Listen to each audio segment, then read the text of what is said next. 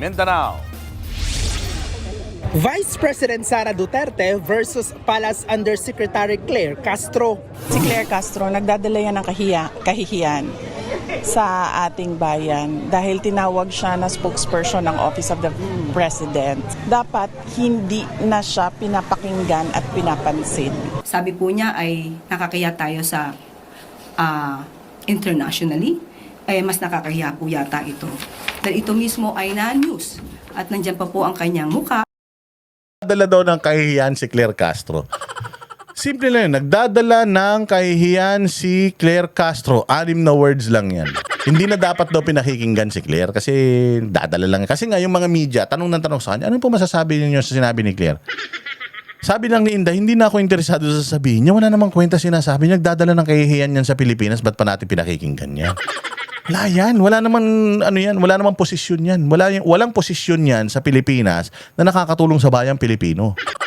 O mali. Wala yang posisyon sa Pilipinas na nakakatulong sa Pilipino.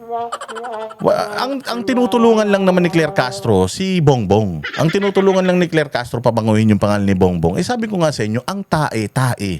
Kahit kulayan mo ng pink, tae yan. Kahit budburan mo ng ng ginto yan, tae pa rin yan. Kahit na kahit saan mo ipahid ang tae, mabaho yan. So kung ang magpapabango sa iyo isang taong mabaho din ang utak, wala talagang mangyayari. So yun lang sinabi ni Inday, wala. Takay mo press officer natin ganyan. Nakakahiya yan. Sa history ng lahat ng mga press officer sa buong Pilipinas, kahit na sa buong mundo, walang ganyan ka Indio. Magandang araw mga banateros. Ito na naman ang inyong pinaka-paboritong fake news peddler sa balat na YouTube, Boss D at your service.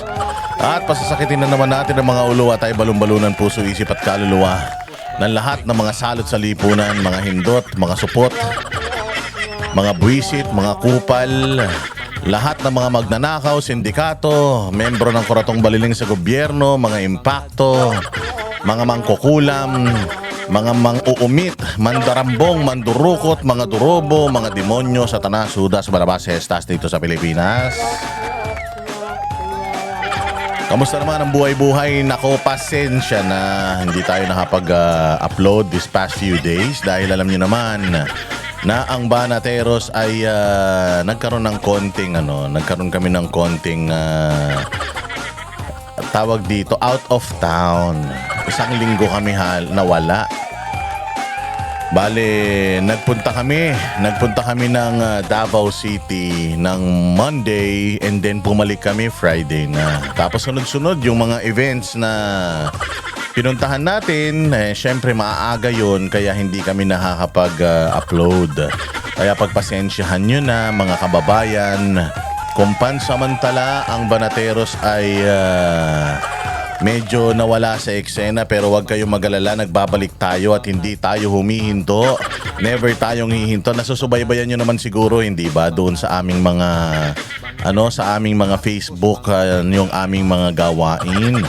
Speaking of Facebook, nako po, mag-follow po kayo dito sa Boss Dada 2.0. At dyan sa Facebook page natin, wala na. Yung Facebook page natin na restricted na naman. Nakalagay, hindi na tayo ino-offer na naman. Naka-shadow ban na naman tayo.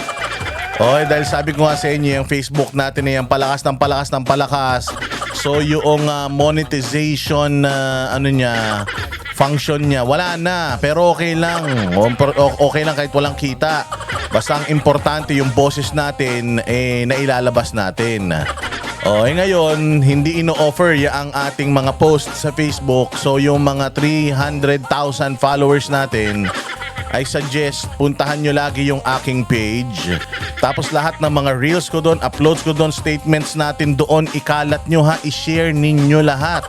Para kahit na hindi ino-offer ni Meta yung ating mga upload sa mga walls ng mga hudas sa Pilipinas, kayo na ang magpakalat mga bossing para tuloy-tuloy pa rin ang ating advokasya, tuloy-tuloy pa rin ang ating pagpapakalat ng mga balitang karapat-dapat sa sirkulasyon. Importante yan, no? Kasi talagang alam nyo kung saan na naman tayo nadali. Nadali na naman tayo sa mga pictures na yan. Oo, na mga kumakalat-kalat na mga pictures. Ingat kayo ha, ito technique lang.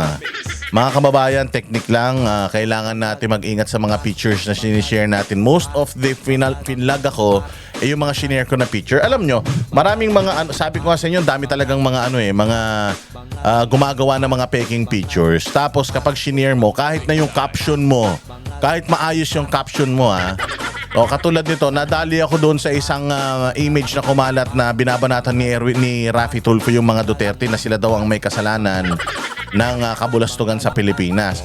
Ang caption ko doon, totoo po ba ito? With question mark. Putangin na tong Vero Files na to talaga Tsaka itong Rappler na to Tangina, binibait nila tayo ng mga pictures na ganyan para kapag ipinost mo, kahit tama naman yung caption mo, ifa-flag nila yung page mo at namimili lang sila. Namimili lang sila, tinitingnan lang nila kung sino yung mga malalakas sa social media. Pag malakas ka sa social media, ikaw ang uunahin nila. So, medyo delicate siyang Facebook natin. Katulad nung nangyari noon, delicate yan. Kaya ang gagawin natin, bago pa man mawala yung page na yan, gagawa tayo ulit ng panibagong page at palalakasin natin ulit yun. Palalakasin natin ulit yun, mga bossing, para matanggal man yan. Kasi nagbabadya na, malapit na matanggal Matanggal man yan, may bago na naman tayong paggagamitan or pupuntahan. May bago na naman tayong gagamitin para mailabas ang sentimiento ng taong bayan. Alam mo, natutuwa ako on the other hand. Na tinitira nila yung page natin. Ibig sabihin yung boses natin malakas. Ibig sabihin yung boses natin matibay. Ibig sabihin consistent tayo. Ibig sabihin nasasaktan ng mga punyeta sa lahat ng mga pinaggagawa natin dito sa social media, which is, yun naman talaga ang purpose. Ang purpose naman talaga is not to earn money from it, pero ibuksan ang isip ng mga Pilipino at somehow yung mga, or in the process, yung mga habang ini-expose natin, ini-entertain natin ng mga Pilipino at binubuksan natin ang isip ng mga Pilipino, in the process, marinig yan ng mga tarantado sa Pilipinas na mga magnanakaw at alam mo yun, sumama loob nila, masaktan sila, mapahiya sila. Yun naman talaga ang plano natin. Punyemas kayo. Mga balat sibuyas kayo, mga putang ina nyo, ginamit nyo pa yung mga fact checkers ng Meta para lang para lang maging kakampi ninyo sa pagsupil sa malayang pagpapahayag. Nagpapahayag lang naman kami ng mga saloobin namin patungkol sa mga nangyayari sa lipunan, mga kupal. O kung ayaw nyo pala na nasisita kayo, putang ina ninyo, magtrabaho kayo ng matino. Magsilbi kayo sa bayan. At ibigay nyo naman yung our money's worth. Kumbaga, binabayaran namin ang mga sweldo ninyo, pati mga palamon sa mga kabit ninyo at mga anak nyo sa labas, pati mga mamahaling gamit na binibili nyo sa kanila. Galing yan lahat sa pera ng taong bayan. Tapos, kapag sinisita kayo ng taong bayan, kapag kayo ay kinokontent ng mga taong bayan, pinipigilan nyo ang kanilang boses, mga hayop kayo, makakarma din kayo, mga kupal kayo. Pero hindi tayo hinto. Meron tayong isa pang YouTube channel, yung Boss Dada 2.0. It's gaining traction. I-follow nyo po yan. At syempre itong Boss Dada TV ha. At lahat ng mga banateros, palaki ng palaki ang ating pamilya at marami pong gustong sumapi sa Banateros. Nire-review lang po natin sila. Kailangan kasi yung makakapasok sa atin siguradong para sa bayan, hindi para sa kita. Kailangan importante sa lahat yung talagang para sa bayan, yung hindi para sa clout. Dahil dito sa Banateros, ang pamilya ng Banateros ay talagang para sa bayan. At nagpapasalamat tayong muli, mga bossing. Alam nyo, nakareceive kami ng balita, nakareceive kami ng tawag patungkol sa yung nangyaring pagpunta namin dyan sa Davao City. Kasi kung matatandaan ninyo, ang pamilya Duterte, napakarami nang nag-traitor sa kanila. Napakarami ng mga tao na gumagamit sa kanila. Napakarami na din ng mga vloggers na gumagamit sa kanila for clout chasing lang or for clout lang. Para lang sabihin na kami may connection, kami ganito, ganyan. Kami kasing mga banateros, never kaming nakihalo sa mga away-awayan na yan. O sinong pinakamalakas, sinong pinakamagaling, hindi kami nakikisali dyan. Ang focus ng banateros, hindi kami humihinto. Hindi kami humihinto sa sa pagbatikos sa kamalian ng gobyerno, hindi sa kamalian ng mga kapwa namin vloggers. Wala na kaming paki doon. Wala tayong mahihita ron, wala tayong mangyayari sa mga chismis na yan, yung mga gawa-gawang mga istorya kung ano-ano.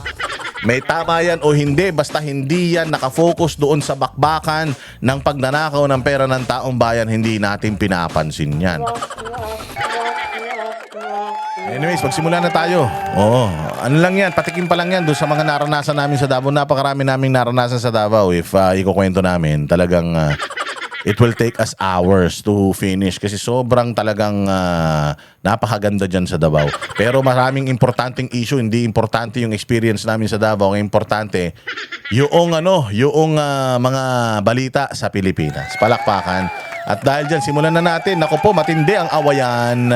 Matindi ang awayan mga bossing nitong si Inday Sara at si Claire Castro. Umiigting ang patotsadahan ng dalawang ito. Wait lang, ayusin natin yung ating ayan. Ayan na. Matindi ang away nitong dalawa na ito mga bossing at gusto kong pagtripan natin. Ito si Claire Castro kasi, masyado naman kasi itong balat sibuyas. So, alam mo si Inday Sara, unbothered. Yan yung isa. Nung kausap namin si Mayor Basti Duterte, sabi niya, alam niyo yung ate ko, unbothered talaga siya. Wala talaga siyang pakialam eh. Wala talaga siyang pakialam. Alam ninyo, kung di ba sinasabi nung mga aktivista na kabado na siya, ganito, ganyan. Hindi. Hindi, sabi ni Mayor Baste, alam ninyo, you're not taking anything away from her. Bakit? The reason why unbothered siya. Katulad namin mga banateros, sa dami ng kaso, death threats and all na tinatanggap namin araw-araw, humihinto kami, hindi. Na kinakabahan kami, hindi. Pucha, sabi ko nga sa inyo, basta kami dyan, mabarilin nyo kami, wala kaming problema. Basta, basta mabilisan lang. Tapos ang problema. O ito si Inday Sara, wala siyang kinatatakutan. Ma-impeach siya, hindi siya takot.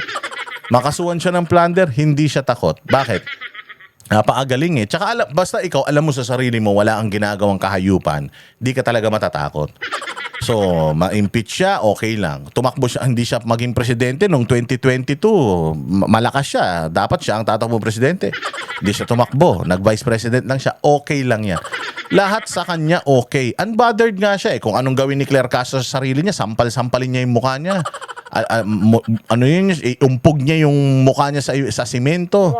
Walang pakialam si Inday Sara. O kahit nga uminom ng lason ngayon yan at mamatay bukas. Walang pakialam si Inday Sara. Si BBM, walang pakialam si Inday Sara. Alam mo kung saan may pakialam si Inday Sara? Sa Pilipinas. Sa Pilipinas lang, sa welfare ng mga Pilipino, dun lang siya may pakialam. Pero yung atake nyo personal sa kanya, yung mga sinasabi nyong masakit sa kanya, mga paratang nyo sa kanya, she's unbothered. And she's ready sa lahat, mga bossing. Sabi nga ni Mayor, hindi talaga siya apektado eh. I don't know, hindi ko alam kung anong pinakain ng mga magulang ko sa kanya. But she's the toughest person na nakilala ko. Alam nyo ba dito sa Davao, sabi niya, siya talaga ang, siya ang reyna. Grabe daw talaga yung respeto ng tao sa kanya, pati sa pagdidesisyon niya. Kahit silang mga magkakapatid, tiklop sila. Parang sa pamilya nila, siya yung siga eh. Ganon si Inday Sara eh. So, you think sa pinagdaanan nitong mga Duterte na ito sa Davao, sa hirap na ginawa nila para mapaganda ang Davao, imagine na Davao, kompleto lahat dyan. Sindikato, rebelde, insurhensya, terorista, radikal, lahat nandiyan dyan. Lahat ng kahayupan nandiyan dyan. Sobrang gulo talaga sa lugar na yan. Imagine, yung nagawa nilang mapaganda ang Davao, nasa dulo na ng Pilipinas yan. Dulo ng Pilipinas yan.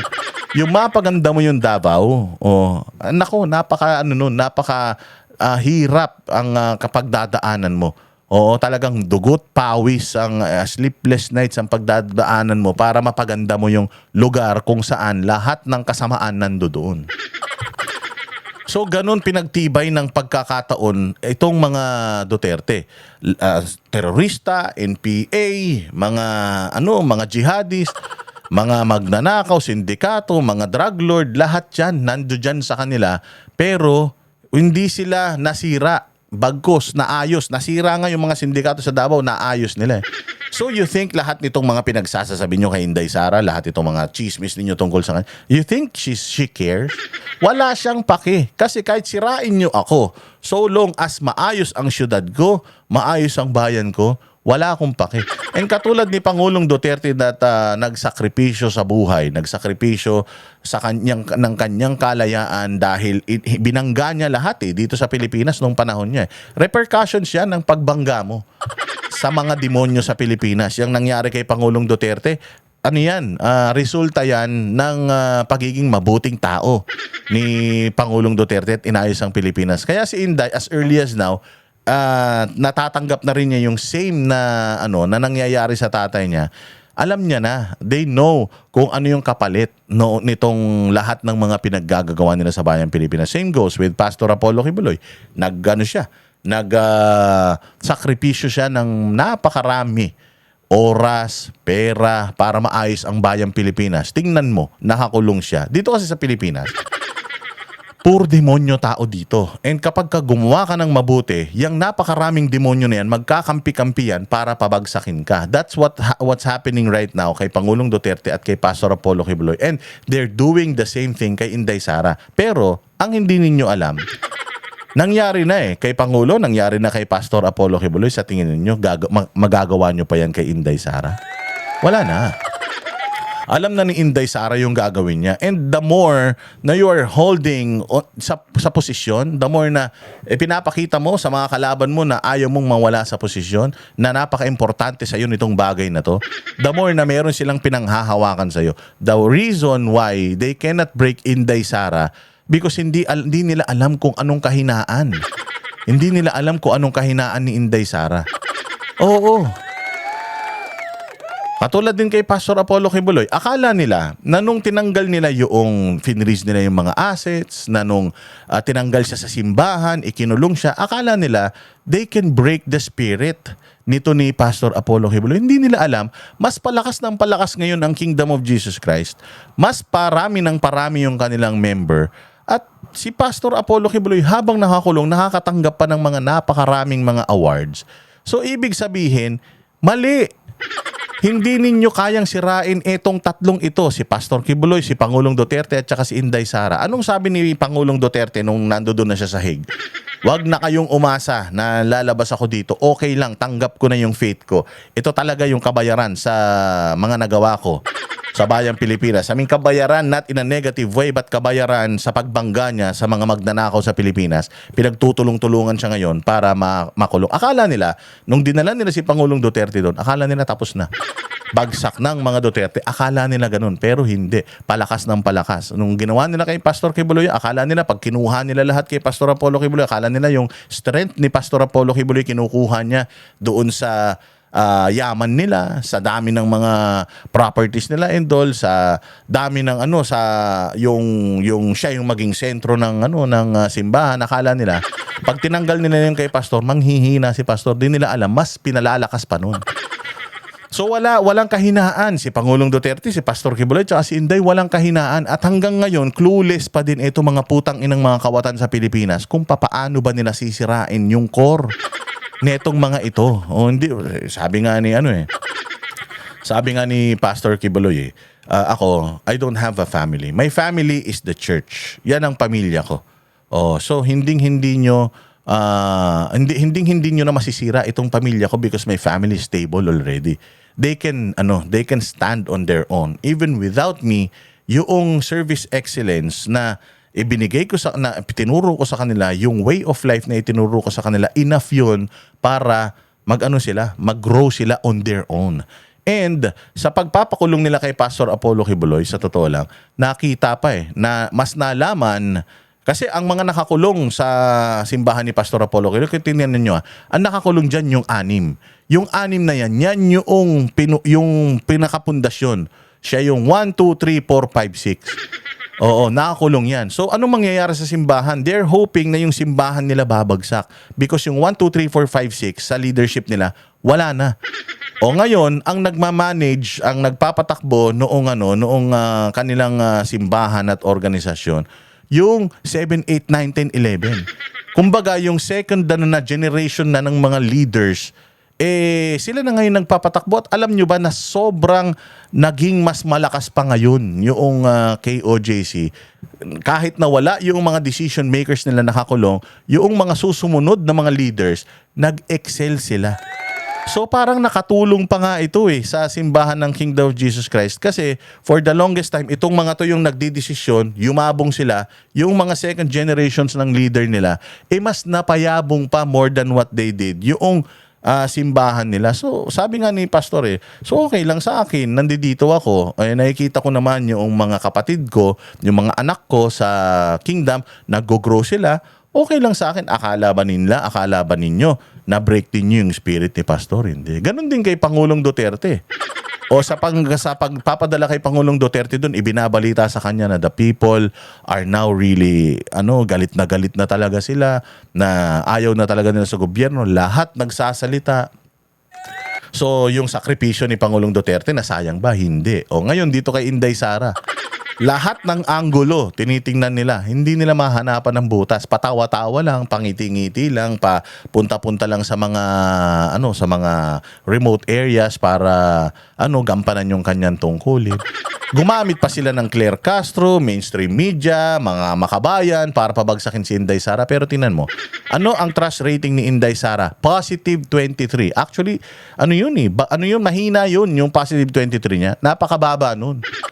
Para sa isang vice presidente na nakakuha ng 32 million na boto ng mga Pilipino, alam mong yung survey na yan, katarantaduhan So yung positive 23 niya at saka yung negative 5 ni Bongbong, yung kay Bongbong palagay ko mga negative negative 50 yan. Tapos yung kay Inday Sara palagay ko at least mga nasa 70 yan. Sa totoong sa totoong bilangan ng masasaya at hindi masaya sa Pilipinas.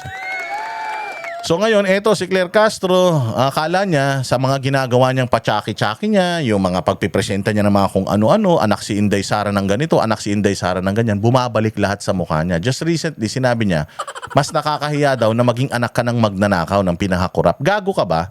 Pwede ba naman na si Inday Sara maging anak ng pinakakurap 6 na taon lang nagsilbi si Pangulong Duterte, wala pa siyang kaso ng korupsyon at ang ganda-ganda pa ng Pilipinas.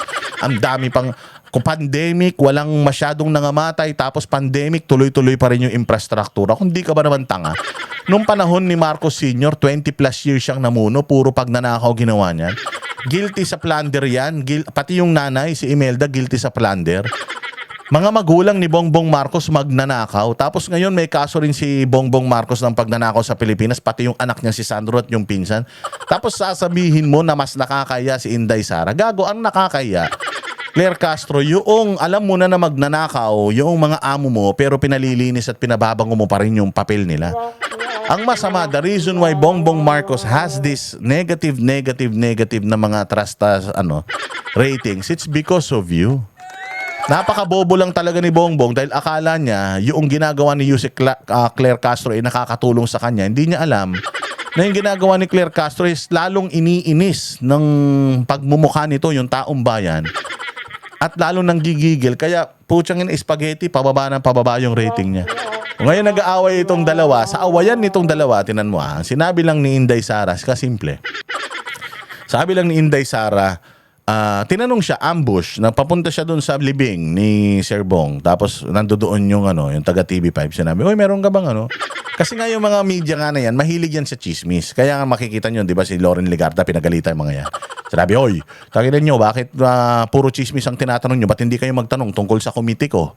Sa mga mga batas na ginagawa namin, ba't puro chismis?" So itong mga taga-media, wala na tong ginagawa kundi chismis, mapag-usapan. So, ma'am, anong Valentine message mo kay Yusek? Putang ina ba tatanungin mo si Inday Sara ng Valentine message tungkol kay Castro tayo na wala naman siyang pakialam sa buhay niyan. Wala naman pakialam si Bongbong sa Valentine's si Inday sa Valentine's si Bongbong. So ngayon nagtanong na, ano mga gagawa mo sa Valentine? Anong yung mensahe sa Valentine? Putang ina, di ba sana magkatuluyan sila? Kasimple-simple yun lang, kaikli-ikli ng sinabi ni Inday Sara. Putang ina niya, nabaliw si Claire Castro. Nabaliw. Tanginan yan. As in, pumuputok, sumasabog yung poker face niya na kunyari, pataf siya sa media, sa press briefer. Putang ina, deep inside, dinudurog siya. Ilang words lang. Sana magkatuluyan silang dalawa. Sana magkatuluyan silang dalawa. 4 na words lang yun. Putsang ina niya, ang dami niya ng sagot. Tapos, kung ano-ano na yung mga pinagsasasabi niya, 4 na words pa lang. Sa bawat nagsasalita si Inday Sara, putang ina, sabi ko nga sa inyo, malalim yung sugat niyan. At putya, duguan. Duguan si Claire Castro sa huling bakbakan nilang. Hilig mo naman kasi Claire Castro may pagbanggaan sa magaling. Wala ka namang galing, boba ka, inutil ka eh.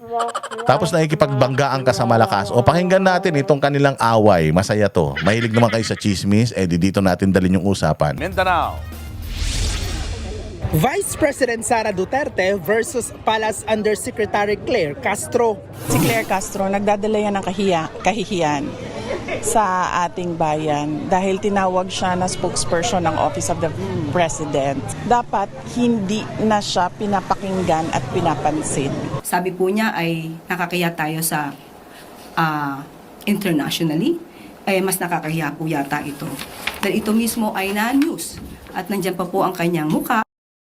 Nagdadala daw ng kahihiyan si Claire Castro. Simple lang yun. Nagdadala ng kahihiyan si Claire Castro. 6 na words lang yan. Hindi na dapat daw pinakikinggan si Claire kasi dadala lang. Kasi nga yung mga media, tanong ng tanong sa kanya, ano po masasabi niyo sa sinabi ni Claire?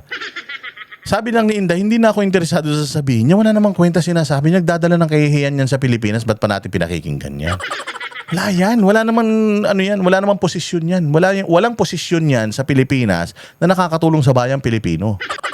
O mali. Wala yang posisyon sa Pilipinas na nakakatulong sa Pilipino.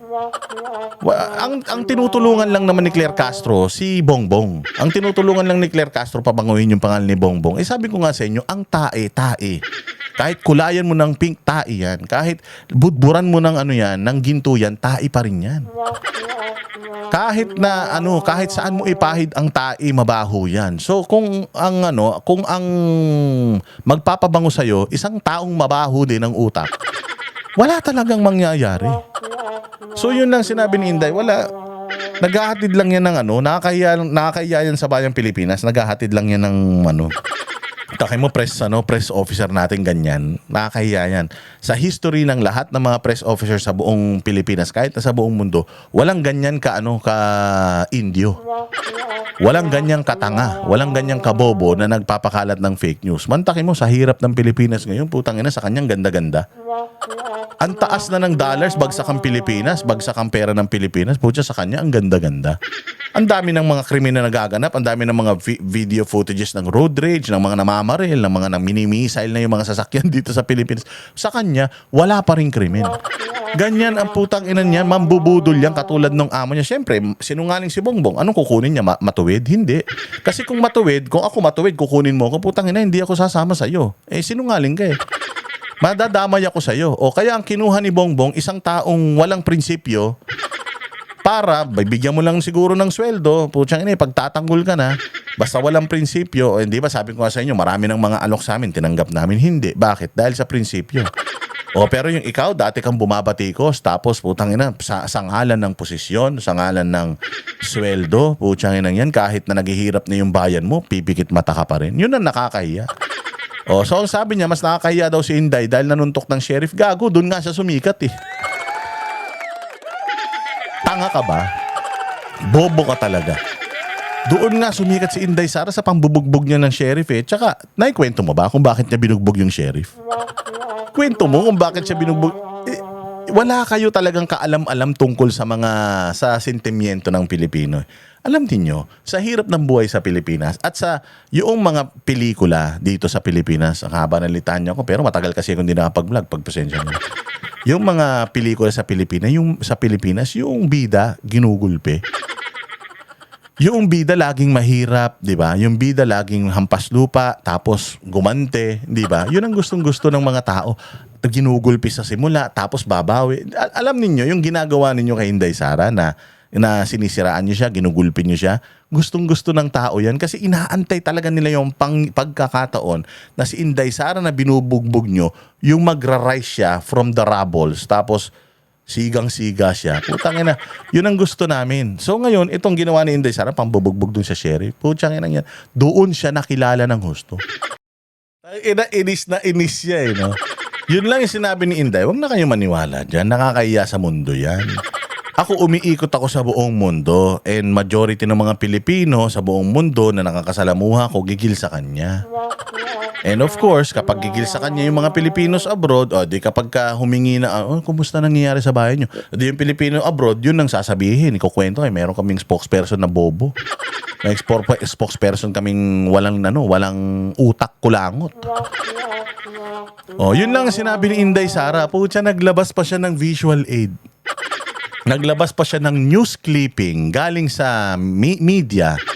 Sa ibang bansa daw, nakalagay yung Philippine VP's death threat. President a security matter, something. Official says, it's a headline. Kinukot lang nung news outlet na yan, yung sinasabi ng mga opisyal dito sa Pilipinas. Which is si Bongbong at saka ikaw. Kinote lang kayo. Pero hindi sinasabi nitong media na to sa abroad na masamang tao si Inday. Pinasikat nyo pa nga si Inday. Hindi ba syempre malalaman ng mga Amerikano ano ba totoong istorya niyan? Sabi nung na pinapapatay daw siya, ipapapatay daw siya ng administrasyon. Pero pag may nangyari daw masama sa kanya, may nakausap na rin daw siya. Na kung may mangyaring masama sa kanya, quote and quote, kung may mangyaring masama sa kanya, may gagawin din silang masama sa kanila. Gantihan lang yan. Sabi ko nga sa inyo, iba mag-isip ang mga taga Mindanao. Sa Mindanao, walang kasuhan. Putangin na sa Mindanao, kapag ka nakapatay ka ng isang angkan, yung angkan na yun, uubusin ka. At hindi matatapos yan, yung away ng mga angkan na yan hanggat hindi na uubos ang mga yan o hindi mag-intervene ng militar. Ganyan ang kultura dyan. So yan ang kultura ng mga Duterte dahil mga Muslim, may mga dugo silang Muslim. Putang, patayin mo ko, good luck sa'yo. I'm not gonna take it sitting down. Di ba? Talaga ito si Claire Castro, napaka-inutil talaga. Presidente nag-threaten with her assassin laban sa Pangulo. Mas nakakahiya po ito. Grabe, no? Nakakahiya talaga si Claire Castro. Imaginein mo, hanggang dun lang siya. Nagpakita pa siya ng news clippings, kaikli-ikling, sinabi ni Inday Sara, natataranta na siya. Nakakakilig kaya yun? Nakakakilig kaya na marinig mo na, pucha, may mga usapang assassin sa Pilipinas. May mga usapang yung presidente gustong ipapatay yung vice president tapos yung vice president pumapalag. Ay, gustong-gusto nila yung istorya na yan. Hindi nakakahiya yan. Ipinapakita lang dito sa Pilipinas na putang ina, matatapang pala mga tao sa Pilipinas. And for some time, naging usap-usapan yan. Actually, ang nakakahiya, Claire Castro, yung balita na adik si Bongbong. Ang nakakahiya, Claire Castro, yung mismong kapatid ang nagsabi na adik si Bongbong. Na simula pa nung bata, adik na, hanggang ngayon, adik pa rin. Yun ang nakakaya. Tsaka ang nakakaya, yung magnanakaw na ngayon tatay mo, magnanakaw pa yung nanay mo, tas ikaw magnanakaw din. Yun ang nakakaya, Claire Castro. At alam mo kung ano yung pinakamas nakakahiya?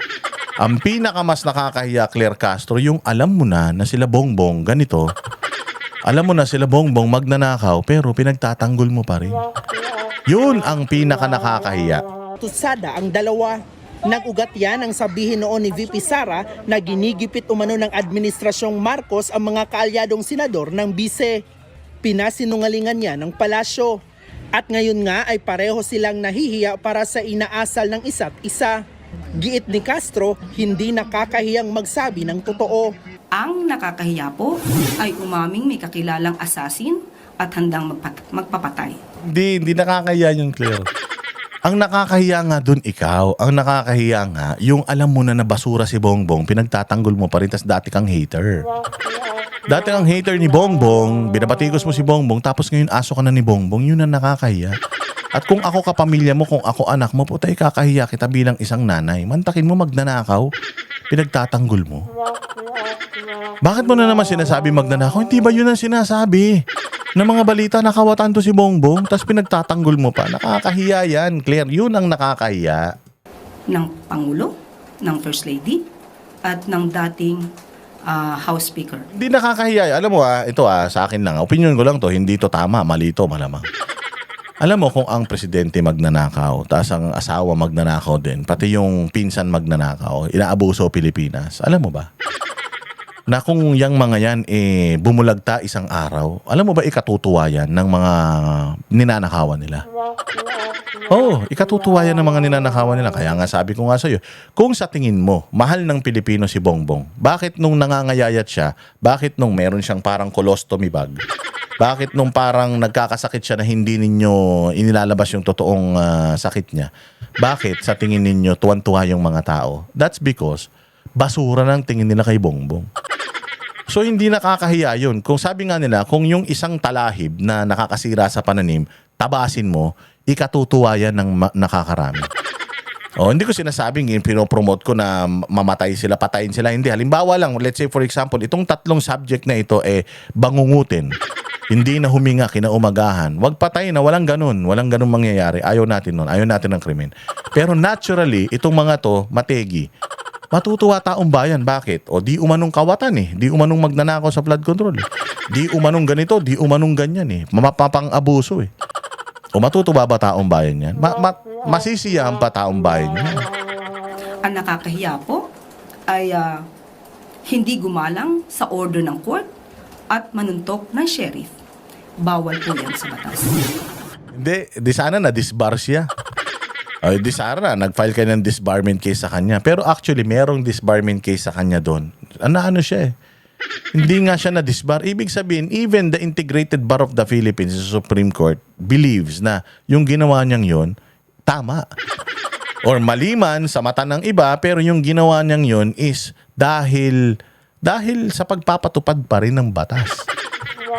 Inutil. Bukod dyan, hindi rin pinalampas ng palasyo ang eksklusibong pahayag na ito ni VP Sara sa News 5. Unang-una ang tanong, meron pa bang bayan, meron pa bang Pilipinas na pag-uusapan sa taong 2028? Lubog na tayo sa basura, sa baha. Yun yung ikinakatakot ko na baka isang araw magising na lang tayo, wala nang maayos na gobyerno, magulo na ang bayan.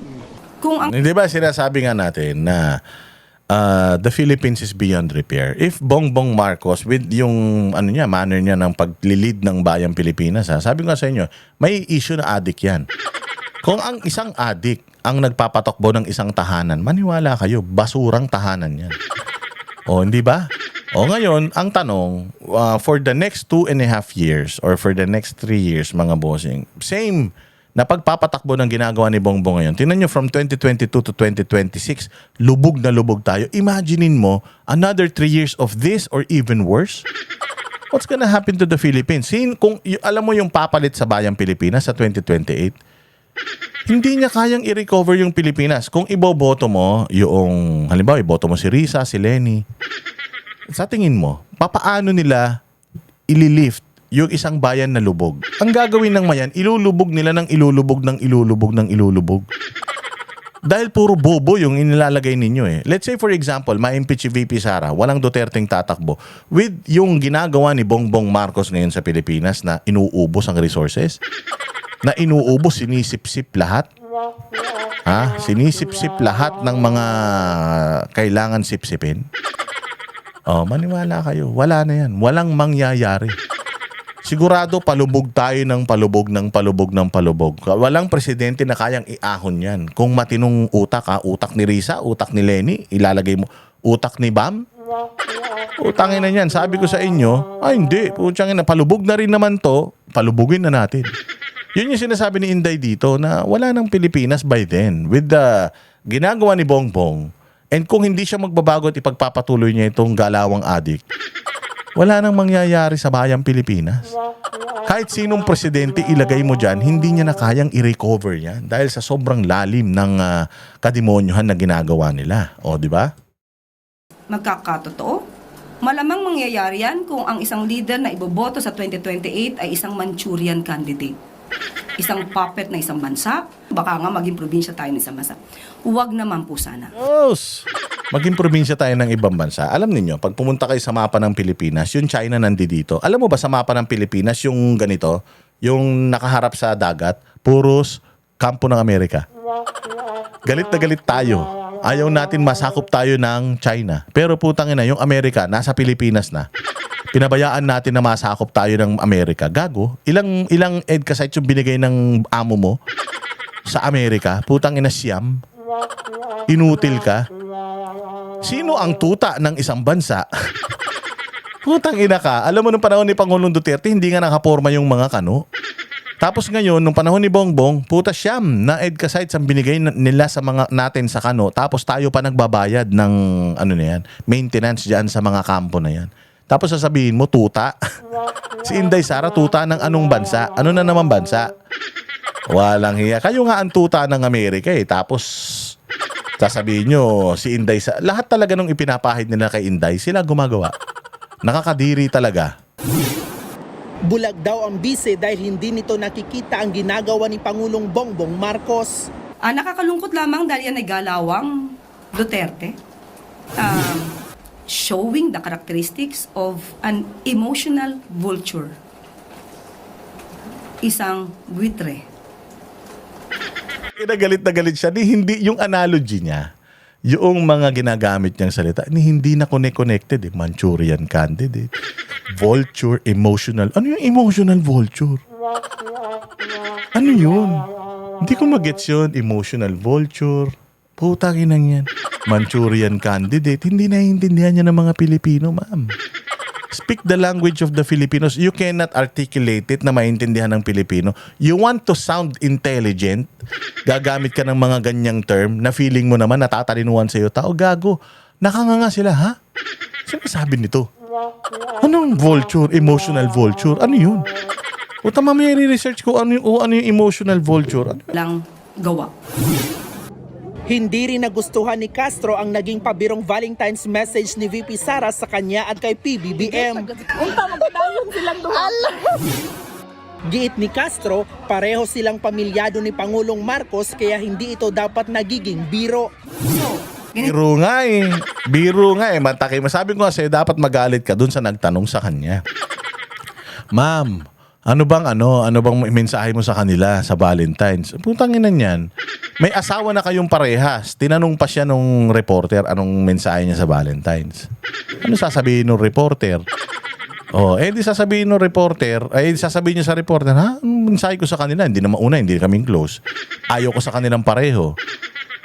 Sa bagay, ayaw ko sa kanilang pareho, tapos naglalandian sila, di bahala sila sa buhay nila. Gusto nila magkatuluyan sila. Obvious naman kasi, Claire, na medyo malandi ka kapag parang kinikilig ka ba, parang kang kinikiliti sa puwet kapag kasama mo si Bongbong. Tsaka obvious naman na yung pagtatanggol mo kay Bongbong more than ng pagtatanggol ng pamilya niya sa kanya. So, sa sobrang parang feeling ng tao, yung pagtatanggol mo kay Bongbong dahil kahit mali na, mabantot na, pinababango mo pa rin, parang mahal na mahal mo siya masyado. Kaya nga, ang wish ni Inday Sara, magkatuluyan kayo.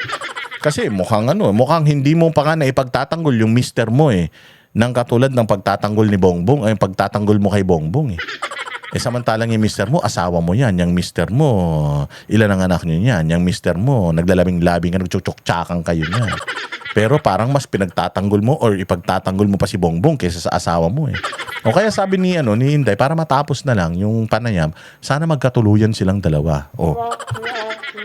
Ngayon, mali naman pala yun. Hindi naman pala may asawa ka pala, may asawa rin si Bongbong. Ayun na nga, may asawa kayong dalawa, kaya tigil nyo na yan.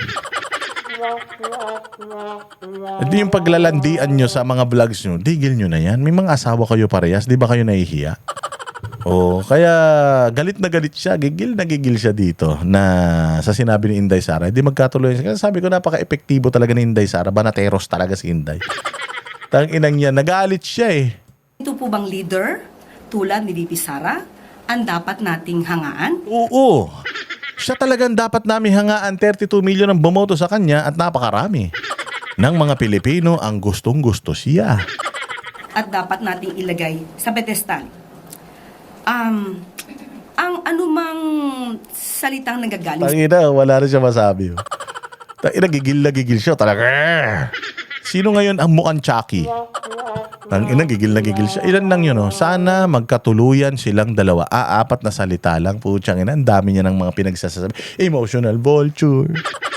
Ito ba ang gusto natin, Presidente? Sa kanya ay puro paninira, puro insinuation. Parang ikaw din. Ganyan lang din ginagawa mo. Puro paninira, insinuations, puro pagbatikos. Yan lang din naman ginagawa mo. Wala ka naman ng ibang ginagawa kundi sirain sila. Tapos kapag ka ikaw yung ginanon, iiyak ka. Huwag ganun, ma'am. Huwag balat sibuyas. Pangit ka na nga maarte ka pa. Puro ka-immoralidad. Ang Pangulo po ay mayroong pamilya, mapagmahal na asawa, mabuting ama. At ako din po ay may pamilya. So sa isang tulad na ni Vice Presidente, Wala kasi siyang pake. Kung may pamilya ka, si Bongbong may pamilya, wala siyang pake. Oh, may pamilya ka pala. Ba't ka nasaktan sa sinabi niya? Madali lang naman sagot dun Ay malabo naman kasi yun na magkainla. Hindi na dapat pinapansin yung mga ganon. Besides, joke man lang niya siguro yan. May pamilya ako, may pamilya si Bongbong. Hindi naman magkakatotoo yan. Hindi na natin dapat pinag-uusap. Dapat ganun lang, hindi. Talagang apektado si ate. Talagang putang ina, bumubula ang bibig ni ate. Talagang parang putang ina, mahihimatay na si ate. Utsa yan. Sabi ko nga sa iyo, Claire Castro, dito sa palitan nyo na to, pinagtatawanan ka ni Inday. Sabi ni Inday, tinan mo, putang ina, gigil na gigil si Tangaw. Gigil na gigil si Gago. Yan lang yung sinabi ko, magkatuluyan sila, naiinis siya. Ako nga sinasabi niyo ako, magnanakaw ako, Inday Lustay, kang ano-anong binabato nyo sa akin kahit walang katotohanan. Nakikita niyo ako nagbe-breakdown, nagme-meltdown katulad nito. Dinidepensa ko sarili ko. Nakikita niyo, dinidepensa ni Inday Sara yung sarili niya kapag kung ano-anong binabato sa kanya. Sinasabi lang niya, wala yan. Puros ano lang yan, puros kaikikan lang yan, kabubuhan lang yan, patunayan na lang nila. Wala akong pake dyan. Ganun lang si Inday. Tinan mo to, kasimple-simple yung sinabi ni Inday. Sana magkatuluyan sila. Magkatuluyan sila, kita mo. Tinan mo, putangin na, bumubula ang bibig ni Claire. Huwag kasi kayo makipag-asaran kung hindi kayo marunong mang-asaran tsaka hindi kayo marunong tumanggap. ito po ay napakababa bilang babae. Panawagan tuloy ni Yusek sa mga kaalyado ng bise. Isang hiling. Maaari niyo po bang turuan ang Vice Presidente sa kanyang communications? Bigyan niyo po ng Comms 101. Wow, Comms 101. Gago, ikaw nga yung binabatikos dahil wala kang Comms 101. First off, hindi ka marunong ng pronunciation, wala ang mali-mali grammar mo. Bobo ka. Abogado ka naturingan pero tanga ka. At hindi mo na i-communicate sa tao yung mga magagandang nagagawa ni BBM. Ito sa mga pinagsasasabi mo, anong nagawa niyan sa bayan? Sa mga pinagsasasabi mo na yan, anong nagawa niyan sa Pilipinas? Wala. So kung meron dito dapat turuan ng Comms 101, ikaw yun. Dahil wala kang alam. Isa ka lang dating vlogger na ginawang press communication officer na nagbabasa lang naman dyan. Nagbabasa ka na lang, hindi mo pa mapaniwala tao. Yun na nga lang ang trabaho mo, magbasa ng gagawin ni Pangulong, ng ginagawa ni Pangulong Marcos sa bayan, hindi mo pa nadideliver. So kung meron ditong dapat turuan ng Comms 101, ikaw yun. English 101. Dapat ituro sa'yo. Inutil ka. Wala kang alam. Tiyangin lang yan. Pinagtatawanan ka nga ni Malutikia dahil mali-mali pa yung grammar mo. Abogado ka ba talaga? Kaya ngayon ang pinagtataka na, abogado ba? Ang dami kong mga kilalang abogado. Grabe sa wordplay yan. Pero ito, emotional vulture. Manchurian candidate. Putangin na, pag tinanong mo yung mga kababayan natin tungkol sa Manchurian candidate, sino yun? Ano yun? Di nila alam yun. Bobo. Ilan lang ang nakapanood ng Manchurian candidate na palabas ni Denzel Washington sa Pilipinas? Di na maintindihan yun, ma'am. Paka-inutil nito gumawa ng reference. Sa huli, may Valentine's message si Castro kay VP Sara. Ang aking message, Valentine message sa kanya, VP Sara, spread love. Not fake news, not immorality. Don't be a Chucky. Yun na yun. Don't be. So, ang punto nito, inasar ka ni Inday Sara. Tapos, sinagot mo siya ng inaasar mo din siya. Pero ikaw, galit na galit ka sa pang-aasar niya sa'yo. Pero, sa bandang dulo, inasar mo din siya. Kumbaga, ayaw mo, sinasabi mo na ayaw mo nung ginagawa niya, nung sinabi niya, tapos, at the end of your bullshit na speech, binalahura mo din siya. Oh, ano yun? Dapat practice what you preach. Kung ako, ang Valentine message ko sa'yo, sana maging okay kayo ng mister mo, mag-date kayo, magkaroon kayo ng quality time together dahil busy ka bilang isang busy presidente. So, I hope that you can spend more time with your family because family is everything. Di ba? Family is love. Dapat ganun. Oh, para sana, na-justify mo yung pangbabatikos mo sa masamang sinabi niya sa'yo. Hindi eh. Nagsabi siya ng masakit sa'yo. Tapos, nag-retaliate ka. Dapat hindi ka marunong magalit pag nagre-retaliate ka. Kaya mo naman palang mag-retaliate, just retaliate. Huwag ka na yung, ganito ba ang gusto nating presidente? Ganito ba ang gusto nating Ganito ba ang vice-presidente ang gusto nating mag-lead ng bayang Pilipinas? Tanginan yan. Practice what you preach, ma'am. Dapat mauna ka. Sa'yo mismo dapat nanggagaling yung mga magagandang asal. Kung gusto mong turuan na magandang asal yung isang tao na hindi maganda yung asal, dapat hindi ka nakikipaglaro ng batuhan ng putik sa kanya. Dapat ipinakikita mo na lahat ng sinasabi niya, wala kang pake. Katulad ni Inday Sara, sa mga pinagsasasabi niyo sa kanya, wala rin siyang pake. Tanginan nyo, mag-aral nga kayo sa akin, ha? Mag-aral kayo sa akin ng mga tamang asal. Puros kayo mga tanga eh, ha? Ayan kasi yung full interview niya. O, panoorin natin, ha? May niluto ding United Opposition para labanan ka daw sa 2028 presidential elections. And possibility na si Senator Riza or si Mayor Leni Robredo yung itatapat kung sila yung tatakbong standard bearer ng United Opposition na niluluto. Any comment?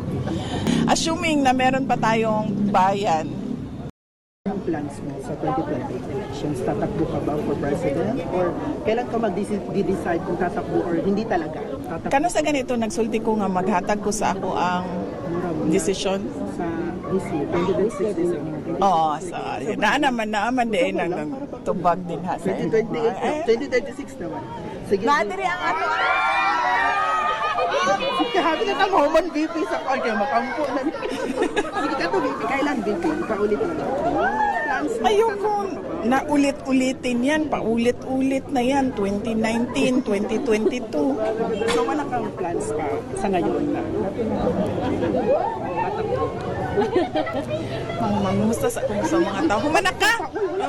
Ano na pa, VP? Tinawag na kasi ningalingan ng Malacanang ang statement mo na hinaharas mo ng administrasyon na ang mga kaalyado mong senador na kaya dumidistansya ka. Ang sabi ni Claire Castro or ng Malacanang, tell it to the Marines. Sinasabi ko na nga paulit-ulit na na si Claire Castro nagdadala yan ng kahihiyan sa ating bayan dahil tinawag siya na spokesperson ng Office of the President.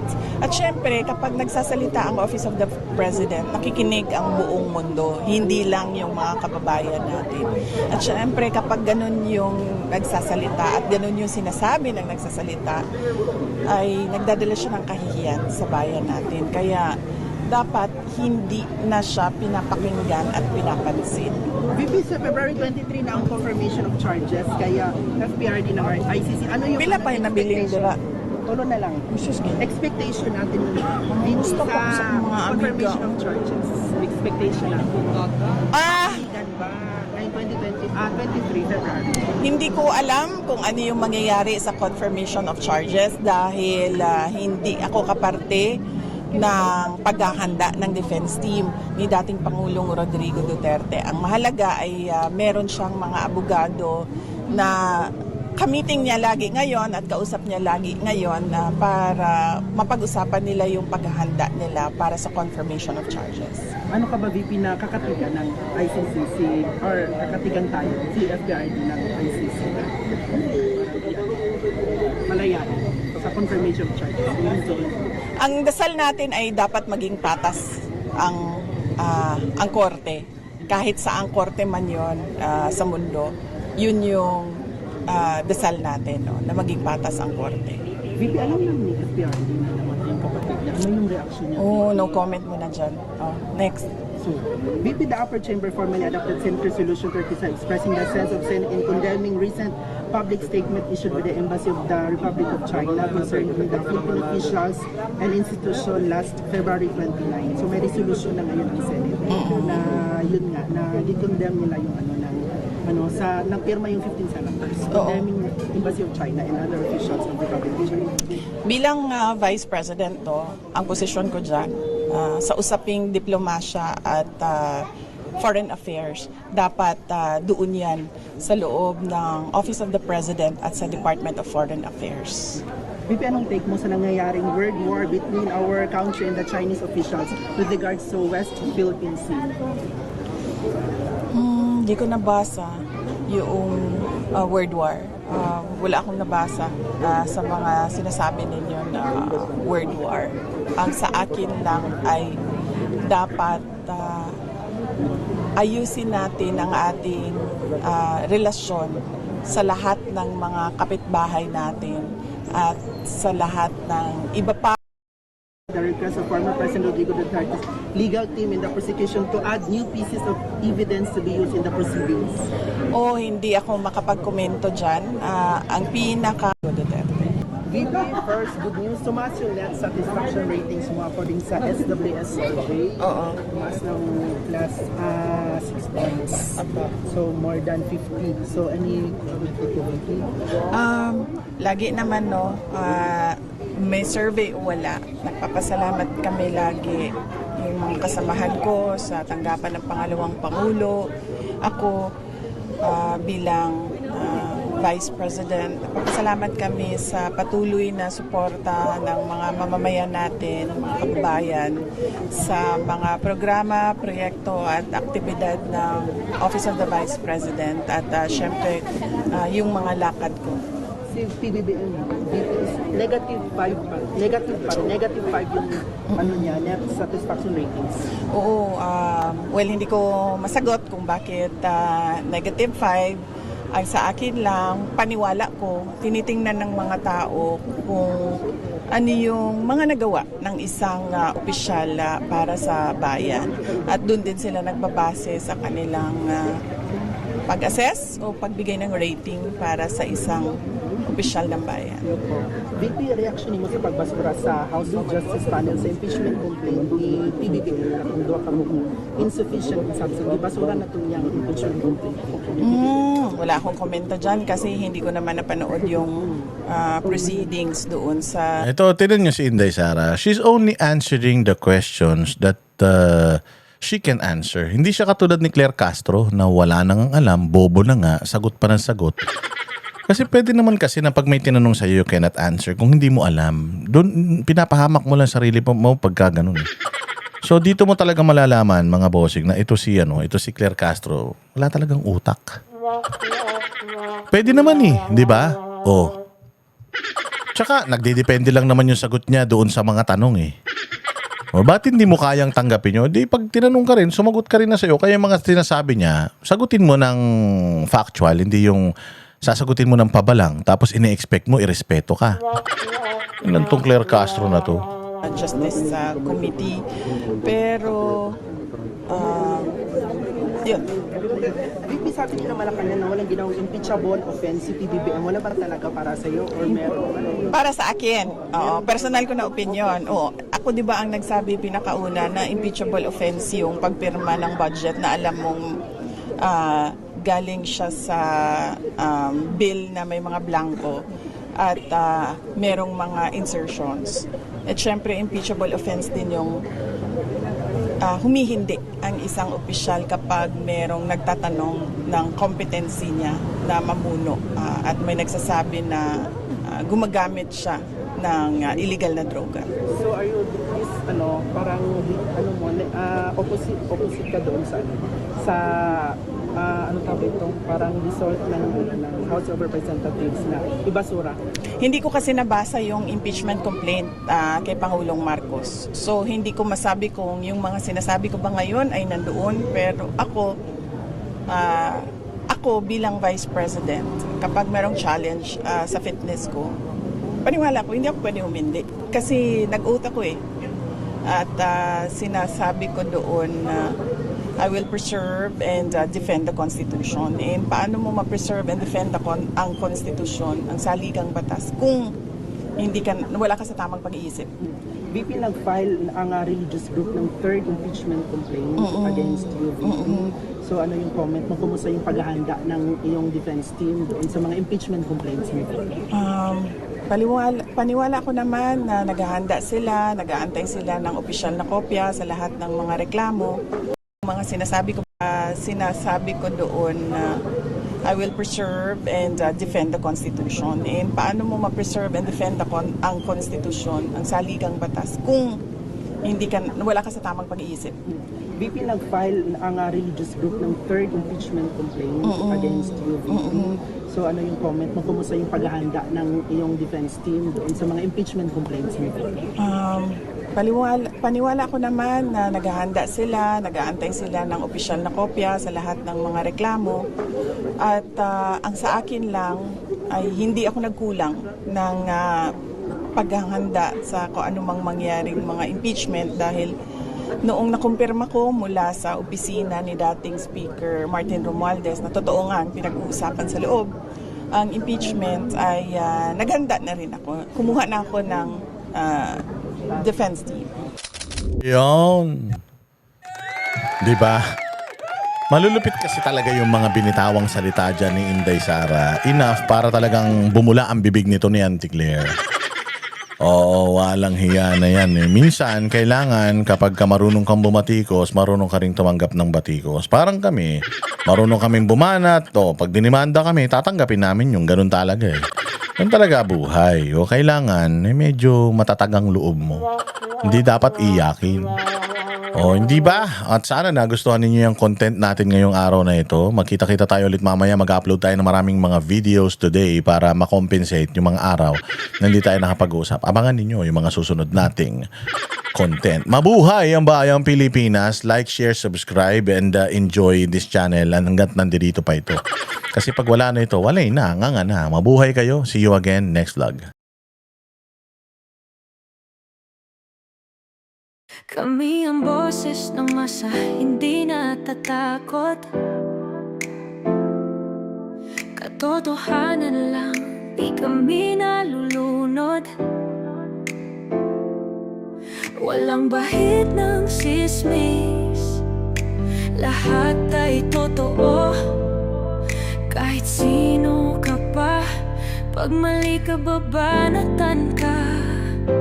Walang pinipiling kulay, wala kaming kinikilingan.